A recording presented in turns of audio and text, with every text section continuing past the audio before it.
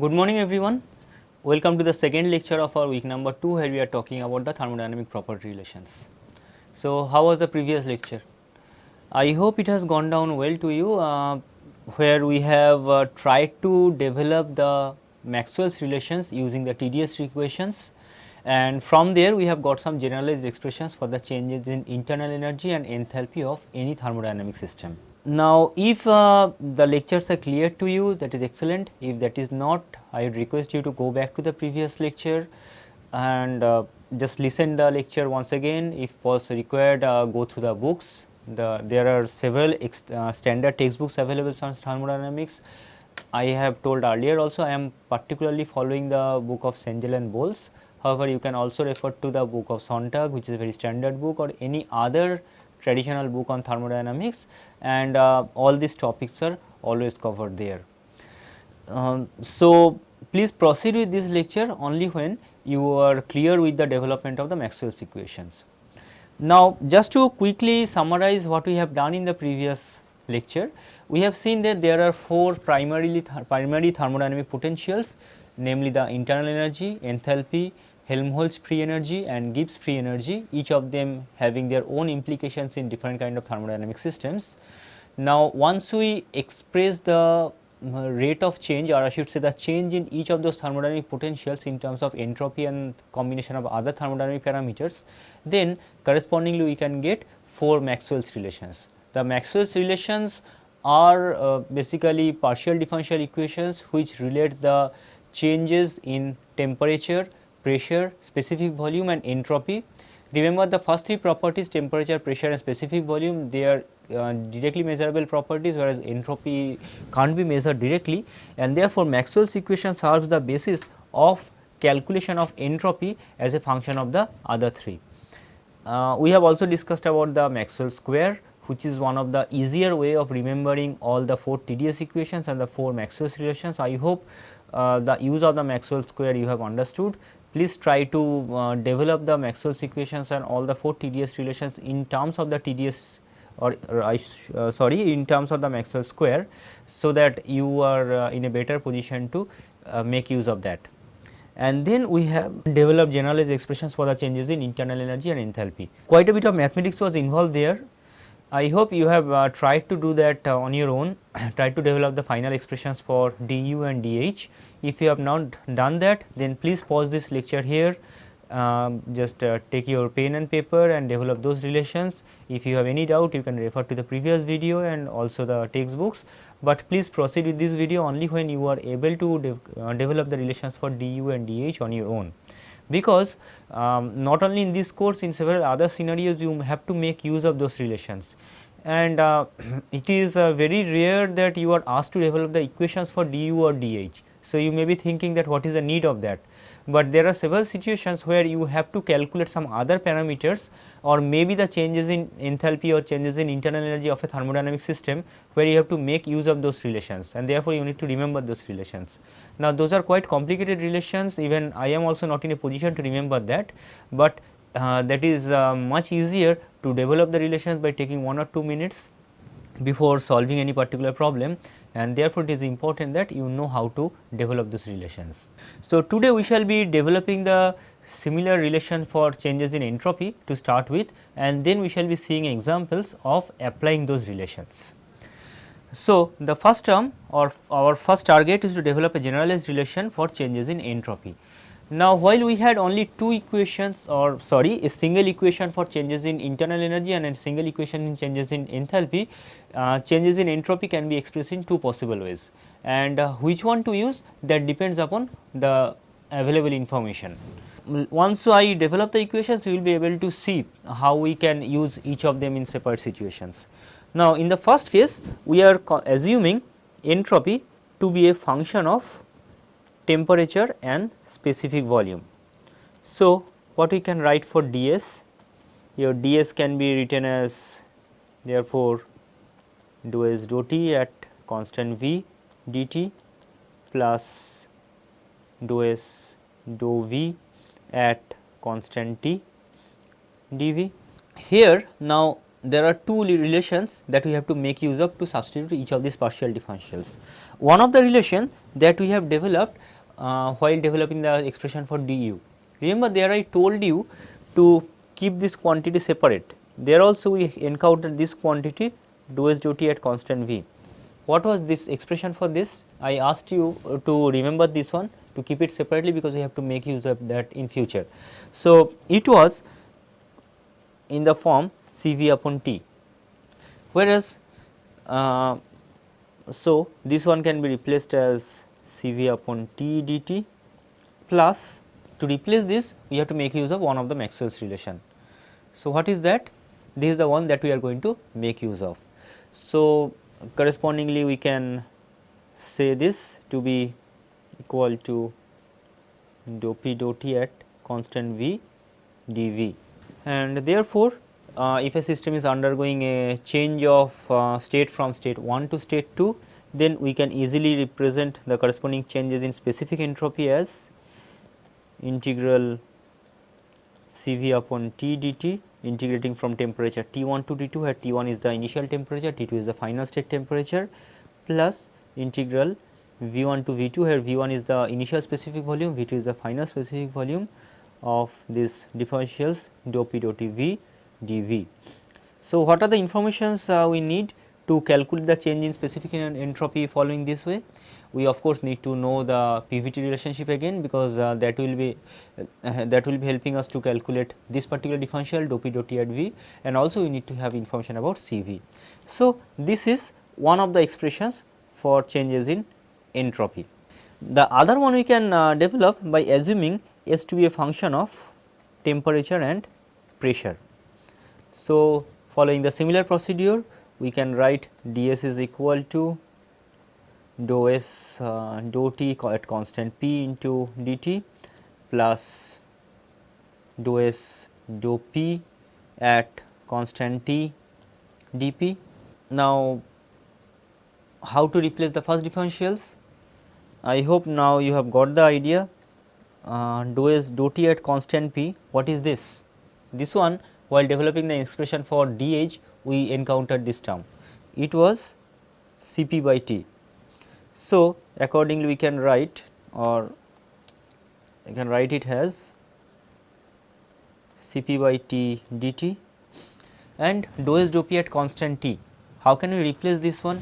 Using any Gibbs equation or using any Maxwell's relation. Like in the previous one, we used this particular Maxwell relation.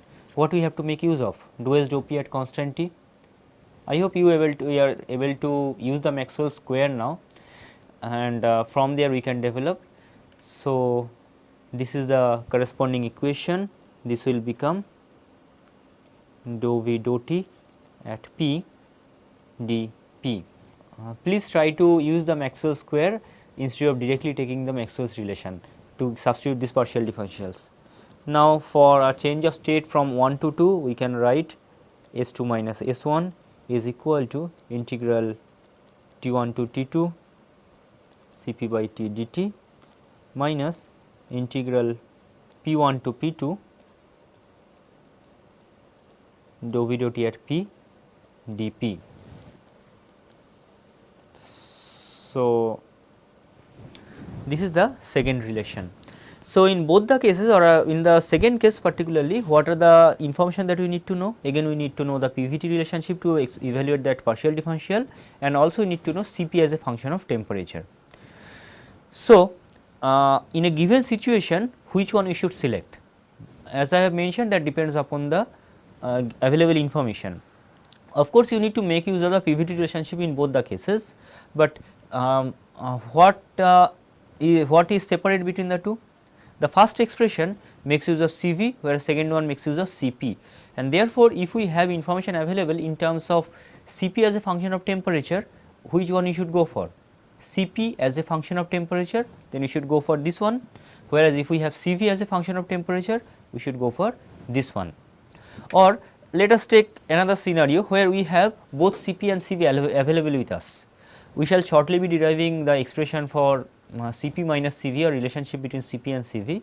So, generally if we know the expression for one of them, the other one is also directly available. Then if we have information available about both Cp and Cv, then which one you should go for? That depends upon what kind of process we are dealing with. If we are dealing with a constant pressure process, suppose, then what we should do? Constant pressure process means dP equal to 0. Then for a constant pressure process, this term will automatically go to 0, and then your relation will involve only a simple term, that is, for a constant pressure process you will be having S2 minus S1 is equal to integral T1 to T2 Cp by T dt, which is a very simple relationship, and we should go for this. Similarly, if we are going for a constant volume process, then we should what we should do? Constant volume process means dV equal to 0. So, this term will go to 0 for a constant volume process, and therefore, there it will be much easier to evaluate the change in entropy as integral T1 to T2 Cv by T dt, because in the second term or in the second expression we have to evaluate both the ones for a constant volume process. However, it will reduce to only a single integration following the first approach. Of course, if your process is neither constant volume neither constant pressure, then both are equivalent, we can choose any one of them depending on our convenience or depending upon other scenario. So, this is the generalized expression for changes in entropy. So, we have now got expressions for changes in internal energy, changes in enthalpy and changes in entropy, or specific for all of these quantities: specific internal energy, specific enthalpy and specific entropy. Let us try to make use of those expressions for a known PVT relationship. So, the first expression, one handicap that we have here actually is we do not know too many PVT relationship, because that is something that we are going to cover in the next week, where I shall be talking about the properties of pure substances. But one PVT relationship that you definitely know is the ideal gas equation of state, which is PV equal to RT. Let us try to make use of this expression to evaluate the expressions for changes in specific internal energy, specific enthalpy and specific entropy for ideal gases. So, this is ideal gas equation of state. EOS generally is an acronym that is often used for equation of state, which is the PVT relationship for an ideal gas. Here R is the gas constant, so that is a constant, but PVT all of them can be variable. Then first is changes in internal energy. This is the expression that we have developed in the last lecture. So, to use this expression we have to evaluate this differential first. Then go back to the ideal gas equation of state. We have PV equal to RT, or P is equal to RT upon V. Therefore, dou P dou T at constant V, that is the one that we are trying to evaluate. So, what it will be? Here V is constant, R is constant. So, differentiating with respect to temperature will reduce to R upon V.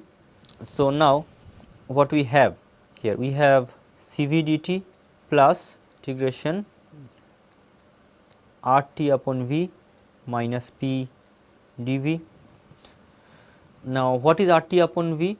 That is P only.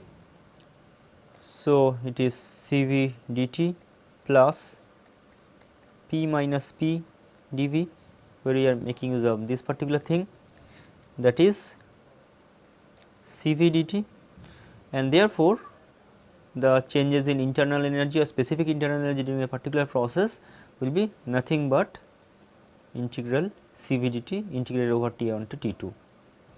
And in a special case, if Cv is constant, or if we can use some average value of Cv over this given temperature range, then this one will become the average Cv into T2 minus T1. It can be shown that the specific heat generally is a function of, at least for ideal gases, is a function of only temperature, and therefore, we can see here that the specific internal energy is also a sole function of temperature. This is something that we have actually already used in the previous one, du equal to Cv dt for an ideal gas, but may not be true for a real gas where the equation of state is something else. Now, changes in enthalpy. I have to make better use of the space actually. So, this is equal to Cv dt for completeness. For changes in enthalpy, what we have here we have to evaluate this particular differential dou v dou t at p. So, P v equal to R t. Now, we separate V out from this to have R t upon P, which gives dou v dou t at P to be equal to, and P and R both constant. So, it becomes R upon P. So, putting in this expression, it is C p dt plus V minus R t upon P. So, similarly, R t upon P is equal to V, that is, it becomes only C p dt. So, we can clearly see that here enthalpy is also, for an ideal gas, enthalpy is a sole function of temperature. What about changes in entropy? Here we can calculate changes in entropy following two of the approaches. These are the two expressions which we have just derived in the previous slide. So, which one we should use now? We can use, let us try both of them, because here we are not restricting ourselves to any constant volume or constant pressure process. If we are trying to follow the first approach, then we need to evaluate this particular differential, which we have already done. So, putting it there, we have C v upon T dt plus dou p dou t at V, that was R by V dV. Remember, this was the expression that we have actually developed as a part of first module to calculate the changes in entropy. Therefore, following this, S2 minus S1 will become integral T1 to T2 Cv upon T dt plus R into integral V1 to V2, like this, or we can write this as, if Cv is a constant, or we can take an average Cv, this becomes Cv bar into ln T2 upon T1 plus R ln V2 upon V1. Similarly, if we use the second expression, then we have to evaluate this differential. So, this becomes Cp upon T dt minus dou v dou t at P, what it was, this is the expression. So, this becomes R by P dP.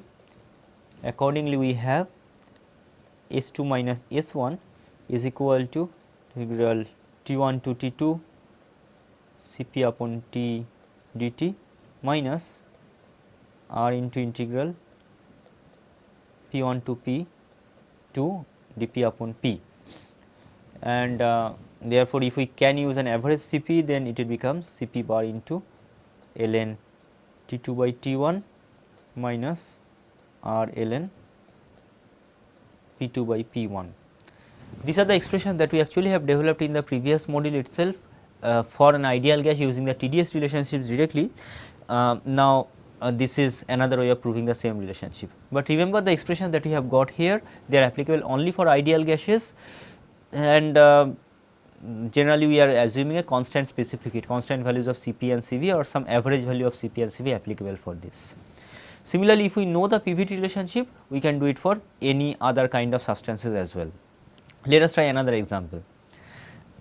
Here we are having another PVT relationship of this form, P plus A upon V square into V minus B is equal to RT. This is the very famous van der Waals equation of state.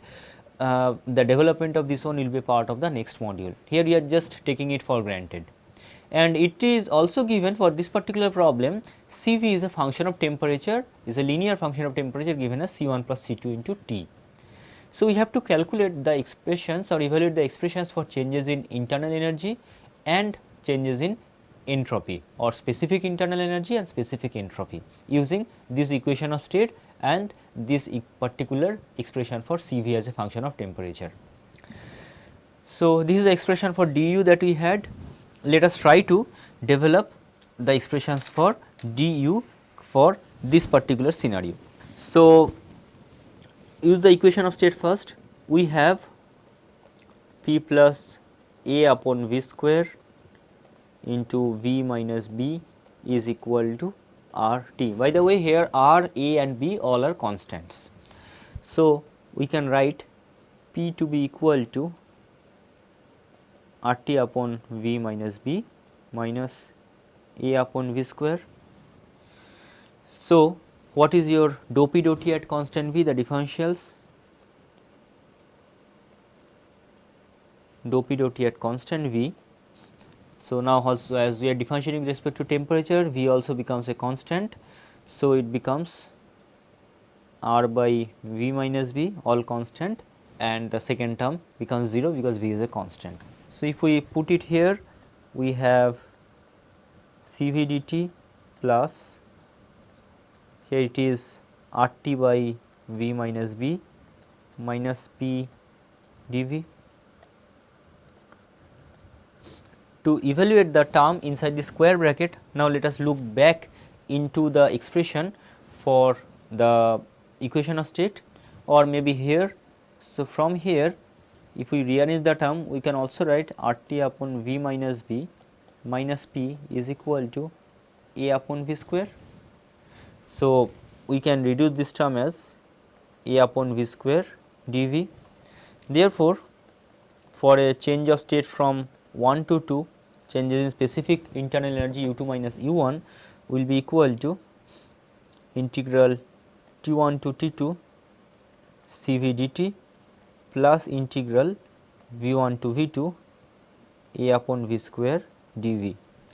Now, if we put the expression for Cv here, then we have integral T1 to T2 into C1 plus C2t dt plus A into integral dV upon V square to get from V1 to V2.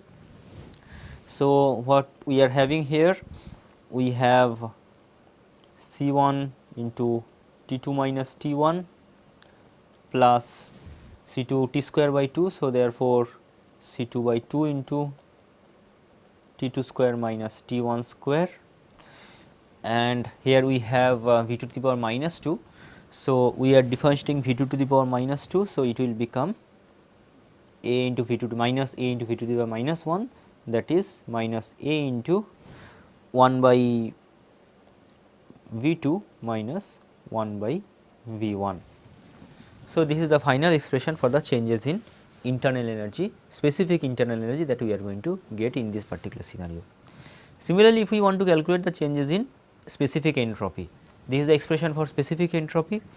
So, there also you have to make use of this dou P dou T at constant V. So, what we have, we are putting it here. So, we have Cv upon T dt plus dou P dou T at constant V, the expression that we have developed earlier, R by V minus B dV. That is, putting the expression for Cv now, we have C1 by T dt plus C2 dt plus R by V minus B dV. Therefore, S2 minus S1 will be equal to integral T1 to T2 for the first term, which is C1 can be taken outside, it is dt upon T, plus again C2 can be taken outside, integral T1 to T2 just dt, plus taking R outside, it is dV upon V minus B from V1 to V2. And now performing the integration and putting the limit.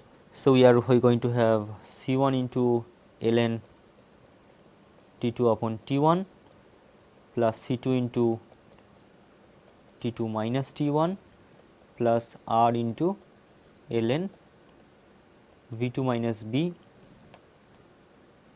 by V1 minus B.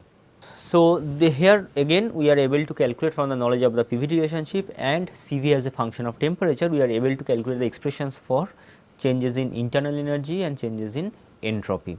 If we want to calculate the changes in enthalpy, we need to know the expressions of Cp or relationship of Cp with temperature. If we can assume Cp to be a constant, or if somehow you can evaluate relationship between Cp and Cv, then we shall also be able to evaluate the changes in enthalpy. But truly speaking, in a given scenario, we hardly have to go for changes in internal energy and changes in enthalpy both, because even without any knowledge of Cp, you can calculate the changes in enthalpy in this particular case. How can you do that? I am repeating my question. Here now we have already developed one relation for changes in specific internal energy, that is U2 minus U1, and a expression for changes in specific entropy S2 minus S1. Now, I am trying to say that we do not need to do any further differentiation, or we do not need to have any information about Cp, but still we can calculate H2 minus H1. How can we do that? Just try to remember the relationship between U and H. What is H2? H2 is U2 plus P2 V2. Similarly, H1 is U1 plus P1 V1. So, we can write this as U2 minus U1 plus P2 V2 minus P1 V1. U2 minus U1 already you have evaluated right here, and now you know the PVT relationship, you know state 1 and state 2. So, both P2 V2 and P1 V1, these two products are known to you. So, you can easily calculate this H2 minus H1. Therefore, in a given problem we generally never have to calculate both the changes in specific enthalpy and specific internal energy. One alone is sufficient, because from one we can get the knowledge about the other one, and therefore, we hardly need to have information both about Cp and Cv. Knowledge about one is sufficient. Like for ideal gases, we have developed the relation. We generally know that Cp minus Cv is equal to R, but that is true only for ideal gases.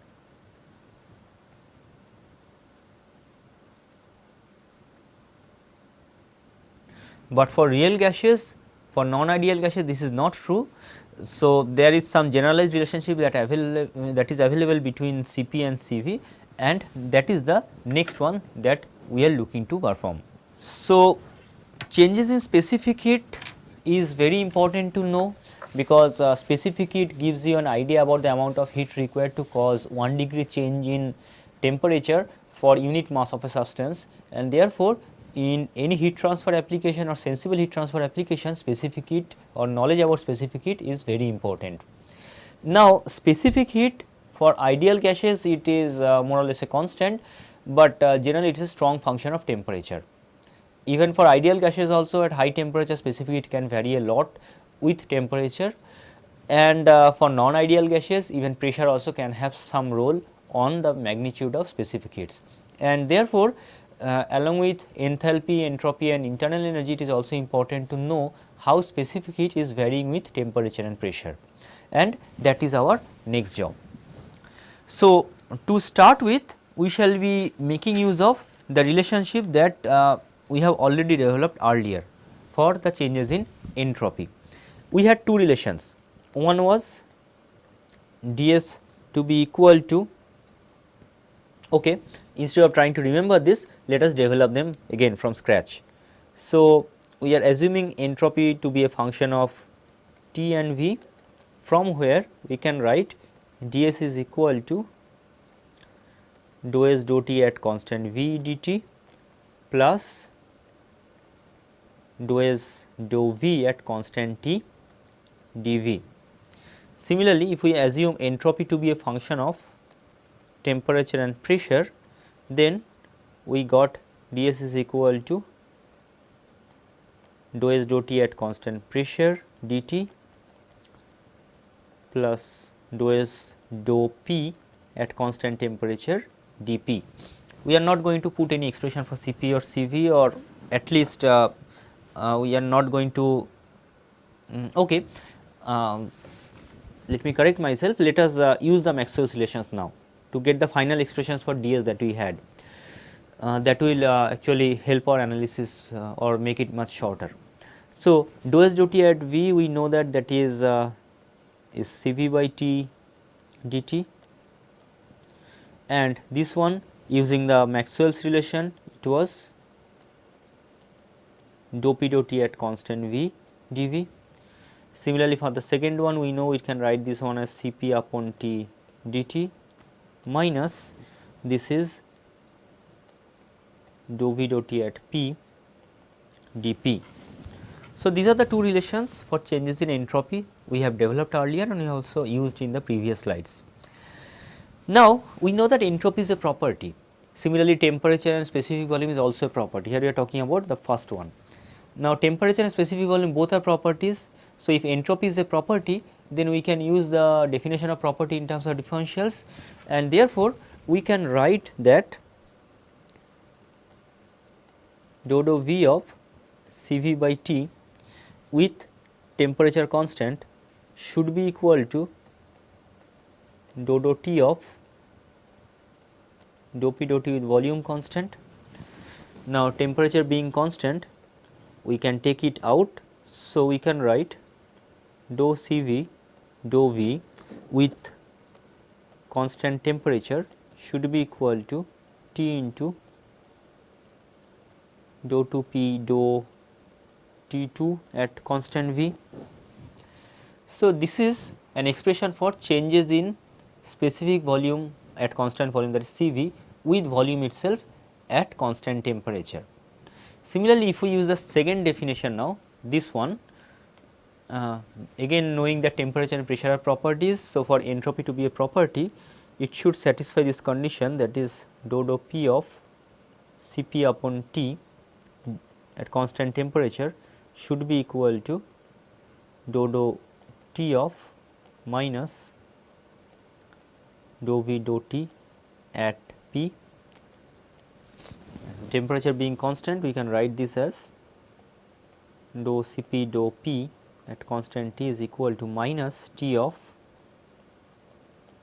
dou 2 V dou T2 at constant pressure. So, this way we can express Cv as a function of volume or Cp as a function of pressure, and using this expression, integrating them along an isotherm for between two given state points, we can easily calculate expressions for Cp and Cv. Say for example, if we take up the second expression and integrate this from one state, from a given state point 1 to another state point 2, then we can integrate this for say del Cp along a constant temperature should be equal to minus T dou 2 V dou T2 P dP, and if we put the integration limits say from absolute 0 pressure to a certain pressure P, then Cp naught, which generally calls the absolute pressure, absolute 0 specific heat or ideal gas specific heat to certain value of Cp,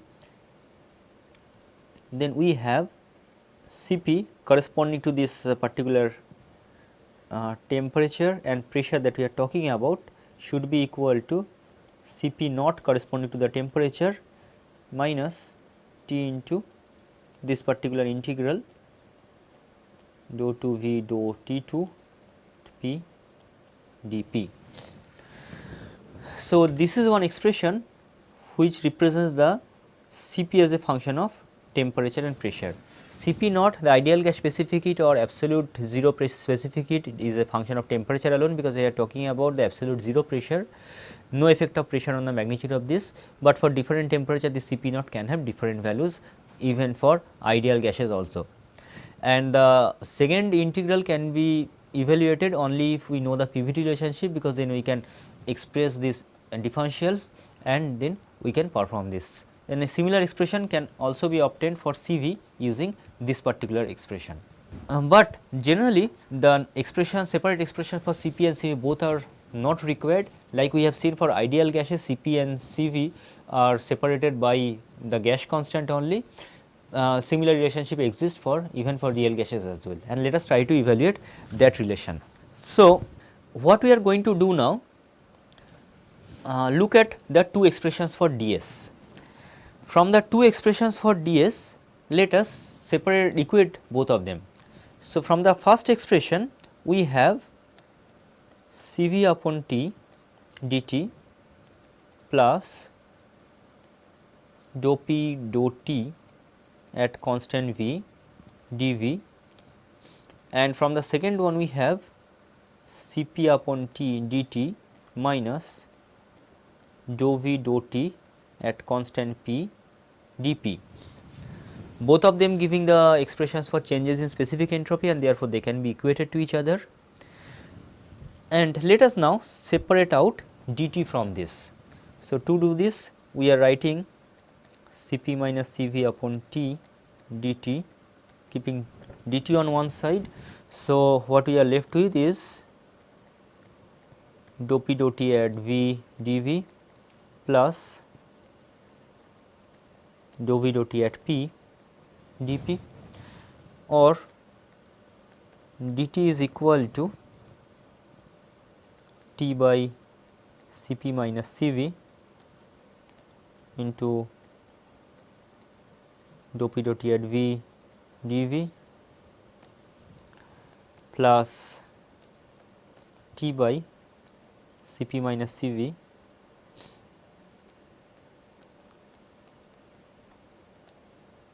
dp. We are doing quite long expressions. Is it getting boring? If you feel bored, you can pause the video, just go back, take a break and come back after 5 minutes. But still I am doing each of the steps in detail so that you are able to understand exactly what I am trying to do.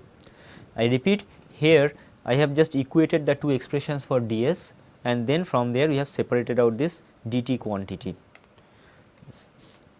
Now, as per the PVT relationship, we can always write that temperature is a function of V and P. So, from there we can also write dt is equal to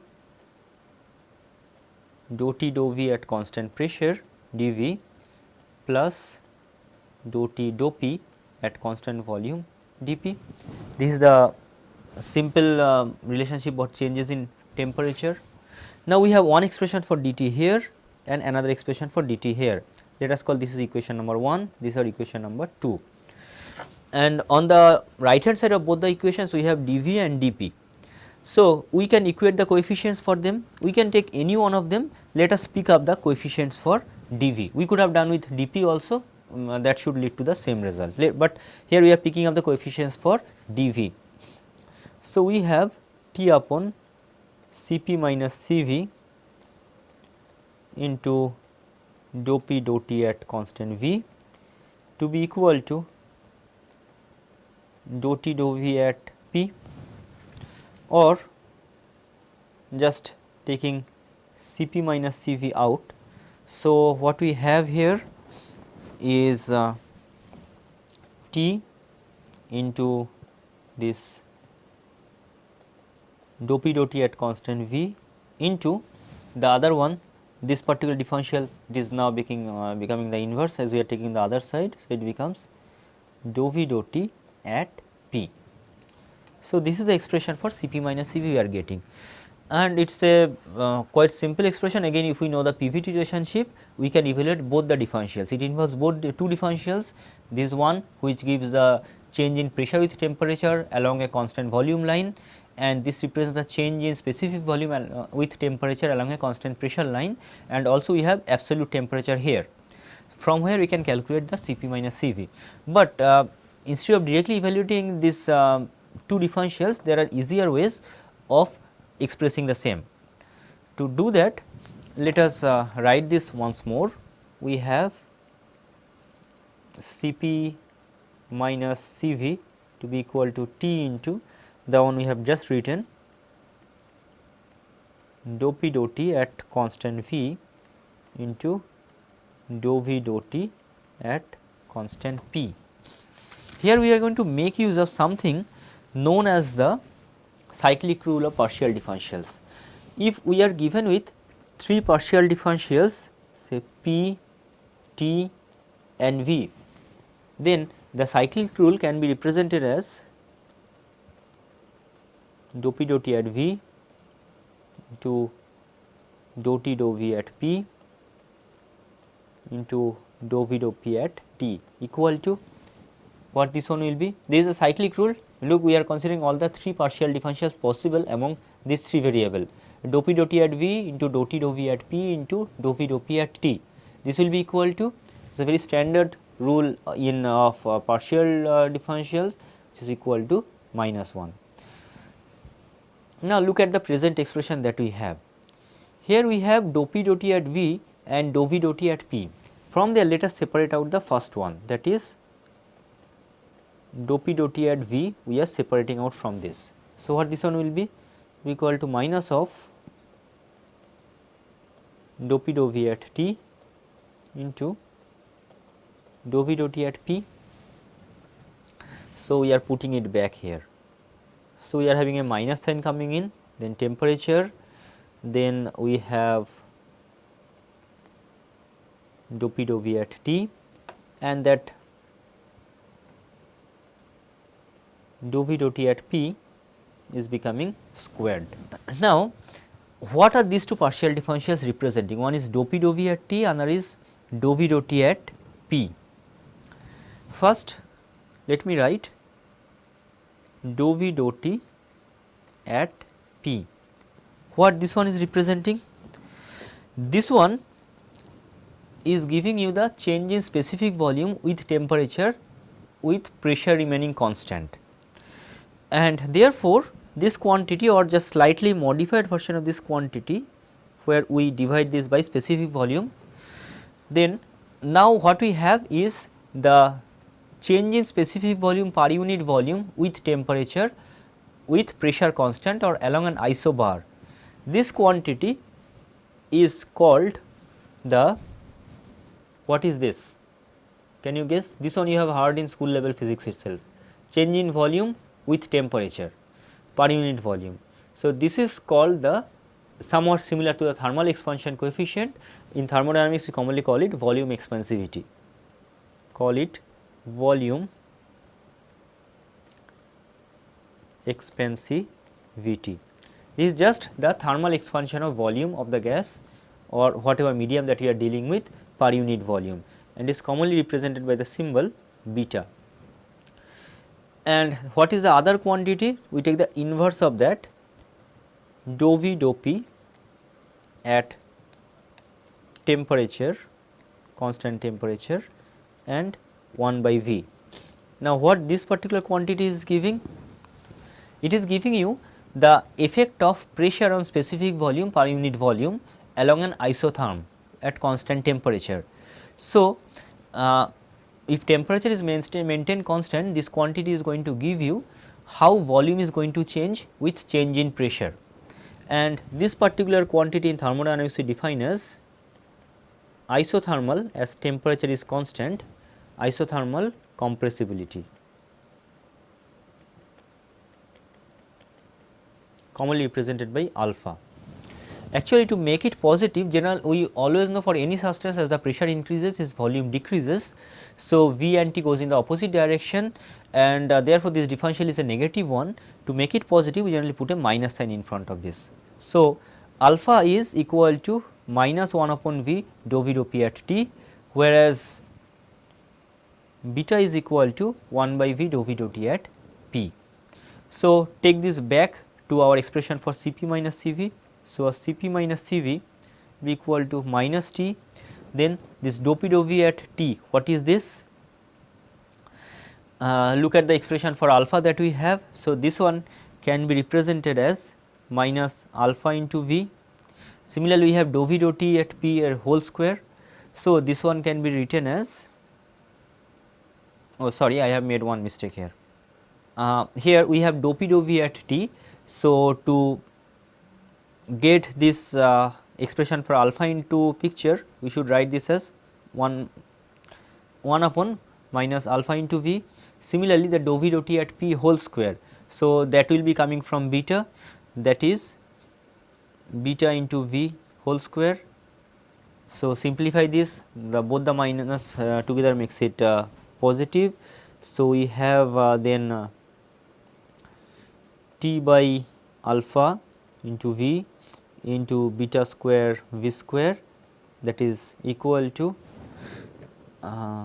V T beta square upon alpha, or if we write formally, then Cp minus Cv is equal to V T beta square upon alpha.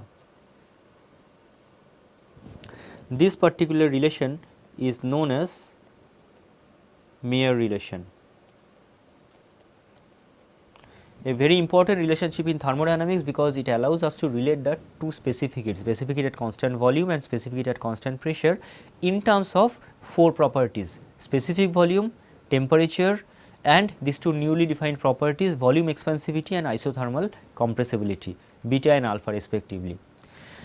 There are Of course, to calculate the difference between Cp and Cv for any particular gas, we need to know the PVT relationship, because using PVT relationship we can always calculate the expressions for this beta and alpha, and then putting that for at a particular state point we can calculate the difference between Cp and Cv. But there are several direct consequences that we can obtain from this relation. What are those? Look at the first expression, look at the expression for beta. The volume expansivity, or okay, before that let us look at the expression for alpha. Alpha is minus 1 upon V dou V dou P at T. Is it positive or negative? Can we say? We know that for any substance, as the pressure increases the volume will decrease, or vice versa, that is volume and pressure goes in opposite direction, and therefore dou V dou P at T is always negative. Now, to define alpha we are putting a minus sign before that, and therefore, this alpha is always a positive quantity. What other expressions we have in Cp minus Cv? We have specific volume, volume has to be a positive, T is the absolute temperature, so that also has to be positive, alpha is also positive. Now, that leaves us with beta. Now, beta is positive or negative? Beta is volume expansivity, which gives the change in volume with temperature. Now, for generally for substances, as the temperature increases, volume also increases, and therefore, V and T goes in the same direction. So, beta is also a positive one. So, we can write beta is also a positive one, but is it true always? It is not true always. For most of the general situation, volume keeps on increasing with temperature, but just think about the anomalous expansion of water. Water, as the temperature keeps on decreasing, its density keeps on increasing, but till that 4 degree Celsius. Below 4 degree Celsius it goes in the opposite direction. Like if we plot specific volume with temperature, for most of the common substances with temperature specific volume keeps on increasing, but that does not happen for water. For water, as the temperature decreases, specific volume keeps on decreasing till 4 degree Celsius. At 4 degree Celsius it reaches a minima, or density reaches a maxima, and if the temperature is reduced further, the volume keeps on increasing till the 0 degree Celsius, or till the freezing point at that constant, at that corresponding pressure.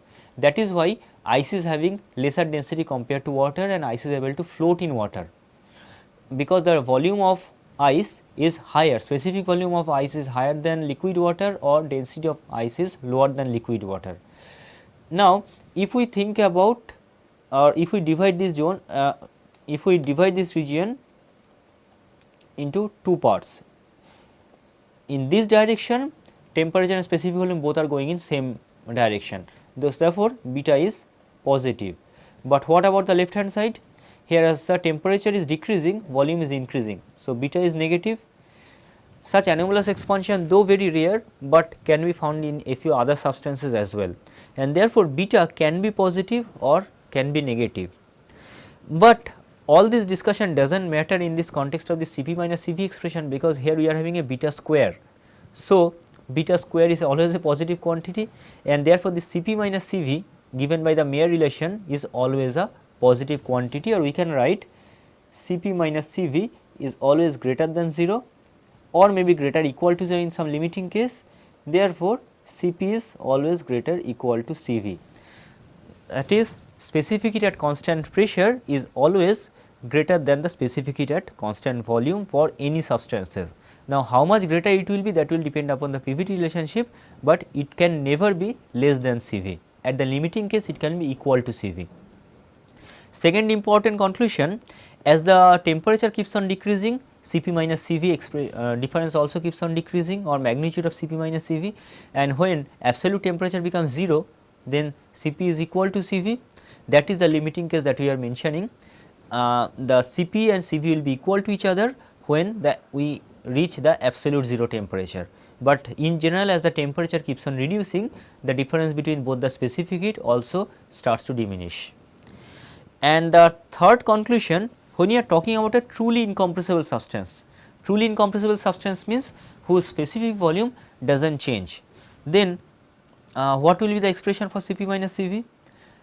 Mayer relation, it is difficult to obtain from Mayer relation, but just look at this. Here, when you are talking about a truly incompressible substance, this particular differential is equal to 0, because specific volume is not changing, and therefore Cp minus Cv is also equal to 0. That means for a truly incompressible substance, both the specific heats are identical to each other, and that is why when you talk about an incompressible substance, generally for solids or liquids, we do not need to bother about two specific heats, we can just stick with a single specific heat generally given by C. However, when you are talking about gases, they have much higher level of compressibility, and therefore for gases we need to consider Cp and Cv separately. So, with the Mayer relation, now we know how to calculate the difference between the two specific heats for any given situation. I would like to close upon this particular lecture by discussing another example. Again we have the ideal gas equation of state, but here we shall be talking about the expressions for specific heats Cp and Cv. There are two expressions we have developed. One is the Mayer relation, but before that we all developed another relation for Cp as a function of temperature and pressure. It was Cp naught for that given temperature minus integration of T dou 2V dou T2 at that P dP for the pressure P1 to P2. So, this was the relation that we already had, we have developed for Cp. Now, let us try to apply this for an ideal gas situation. For ideal gas, PV equal to RT or V is equal to RT upon P. So, if we differentiate the specific volume with respect to temperature maintaining pressure constant, then what it will be? It will be equal to R upon P.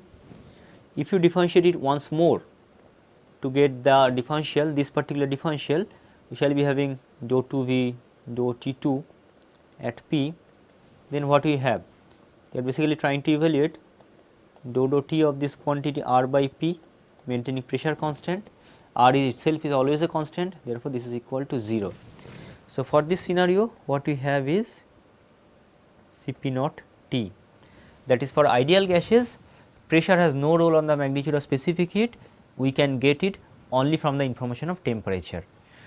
Whatever absolute 0 pressure temp or ideal gas in specific heat it has, the same will continue for any pressure level, and therefore, when you are talking about an ideal gas or specific heat for an ideal gas, we do not need any information about pressure, temperature alone is sufficient. So, here we get Cp. Now, let us try to evaluate the relationship between Cp and Cv, that is a Mayer equation. For this, first we evaluate beta. So, beta is 1 by V dou V dou T at constant pressure. So, let us evaluate this 1 by V. Now, from the ideal gas relation dou V dou T at constant pressure we already have. So, from there we have R by P, that is R by P into V, and if we write R by dou V dou T at constant pressure is coming as R by P into V, and if we put the expression again, PV is equal to RT. So, if we put it, this is coming 1 by T, that is for an ideal gas this volume expansivity is inversely proportional to temperature, and that also gives you the dimension of this dimension of this beta. What it will be? It is of reciprocal to temperature. So, its dimension is inverse of temperature, or in SI unit it will be Kelvin inverse. Now, look at alpha. Alpha is equal to minus 1 upon V dou V dou P at constant temperature.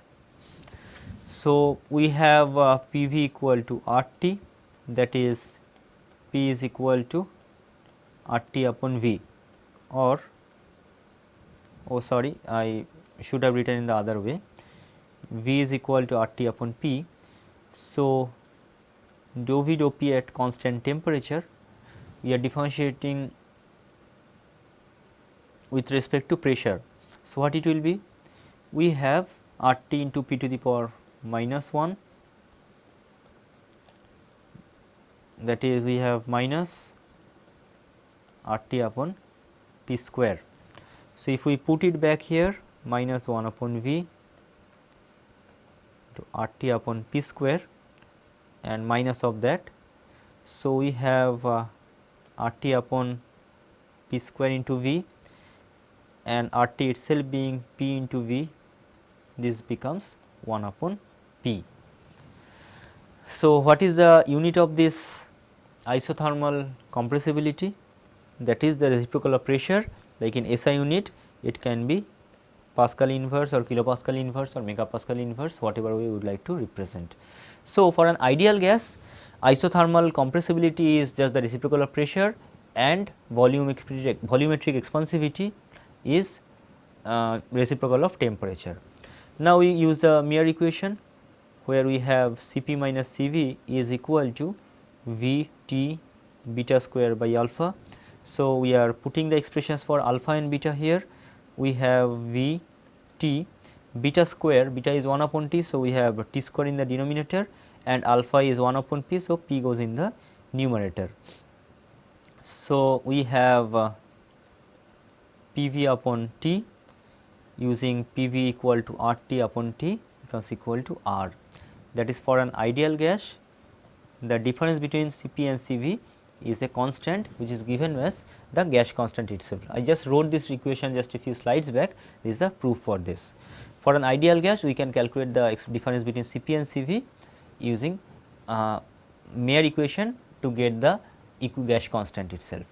For any real gas, we need to use the corresponding equation of state. I would like to request you to perform the same exercise for the van der Waal equation of state. That is when you have P plus A upon V square into V minus B equal to RT as your equation of state or the PVT relationship, then calculate the expression for Cp and also the difference between Cp and Cv for this van der Waal equation of state. That will be your exercise for this particular lecture. So, I would like to complete here for today's work, where we have actually I had these expressions here. So, today we have developed the generalized relationship for ds, then we have done several exercises about how to use the generalized expressions for du, dh and ds, then we have developed the generalized relations for specific heats and finally, the Mayer relation which gives the difference between Cp and Cv. So, that is it for today. In the next lecture, we shall be discussing about two unrelated topics which are the Joule-Thomson coefficient and also the enthalpy calculation for phase change processes. Till then, you review this particular lecture, and as I have asked you to develop the relationship between Cp and Cv for a van der Waal gas or van der Waal equation of state, please try that, so that once we start the next lecture, you will be in a better position to handle any other kind of problems. So, thank for your attention, take care.